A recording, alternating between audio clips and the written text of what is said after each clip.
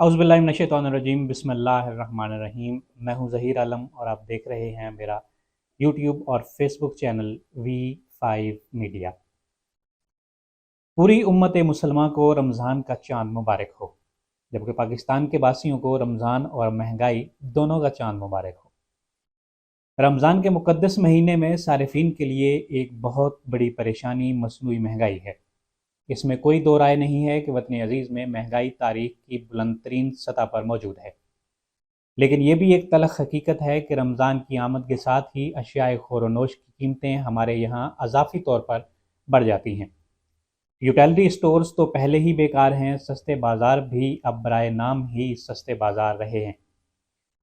वफाकी इदारे शुमारियात की 2 रोज़ कबल जारी होने वाली रिपोर्ट में बताया गया था कि मुल्क में सालाना बुनियादों पर महंगाई 43% के करीब पहुंच गई है और महंगाई की शरह का हिस्सा 42.27% की सतह पर मौजूद है।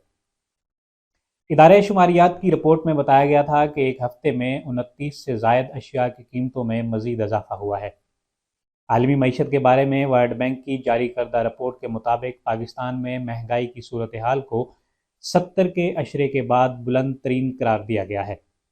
रिपोर्ट में बताया गया है कि सैलाब के बायस मौजूदा माली साल पाकिस्तान में मुआशी शरह नमू 2% रहने का इम्कान है, जबकि इससे पहले आलमी बैंक ने पाकिस्तान के लिए GDP की शरह की नमू 4% की पेशगोई की थी। आलमी बैंक का कहना है कि दिसंबर में 24.5% महंगाई की शरह 1970 के बाद बुलंद तरीन है। जून से दिसंबर तक डॉलर के मुकाबले में रुपये की कदर 14% गिर चुकी है। HRCP का ये भी कहना है कि बढ़ती महंगाई, खुराक की किल्लत मुल्क को इंसानी हकूक़ के बहरान की तरफ धकेल रही है। मुल्क में ग़ज़ाई बहरान या अफलास का आलमिया इस वजह से नहीं है कि ज़मीन ने गल्ला उगाना कम कर दिया है, आम आदमी ने मेहनत करनी छोड़ दी है, बल्कि इसकी वजह आलमी साहूकारों के कर्ज़े हैं। मुल्क पर ऐसा तबका हुक्मरान है जो अपनी तिजोरियों को भर रहा है और अरबों रुपए और डॉलर इसके बैंक खातों और तिजोरियों में हैं। ये तबका मुग़ल बादशाहों से ज़्यादा पुरतायुश ज़िंदगी बसर कर रहा है। इस तबके की हुक्मरानी की वजह से आम आदमी की हालत ज़ार बेहतर होने की कोई उम्मीद नहीं है। मईशत की बहाली के नाम पर जो इक़दामात किए जा रहे हैं, इनसे हालात और बदतर होंगे। लेकिन सब कुछ जानने के बावजूद दुनिया के हुक्मरानों और सूद पर मबनी आलमी निज़ाम ज़र के कायदीन का ये फ़ैसला है कि मुआशी बोझ से दबकर कराहने वाले अवाम पर बोझ को मज़ीद बढ़ाया जाए। अमेरिका और आलमी मालियाती इदारों की जानिब से इक़्तिसादियात के हवाले से जो अहकामात दिए जाते हैं या जो शराइत आयद की जाती हैं, उसे इस्लाहात का नाम दिया जाता है। हालांकि ये इस्लाह नहीं, फ़साद है।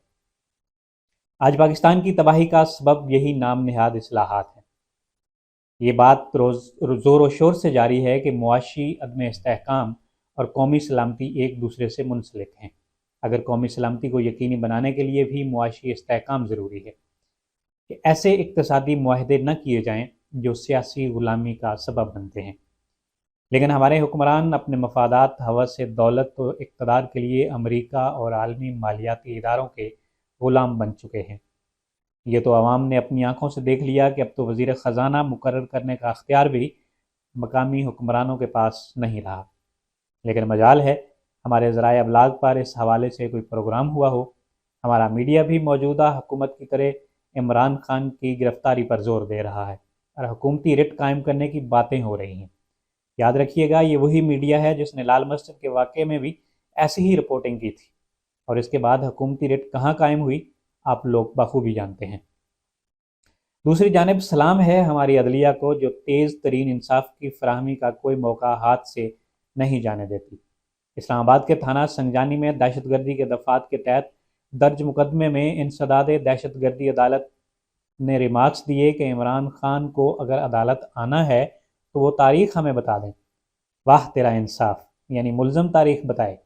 और फिर लाहौर हाई कोर्ट के एक जज साहब फरमा रहे थे कि मीडिया पर बैठे लोग अदालतों पर तनकीद करते हैं, इनके खिलाफ़ कार्रवाई होनी चाहिए।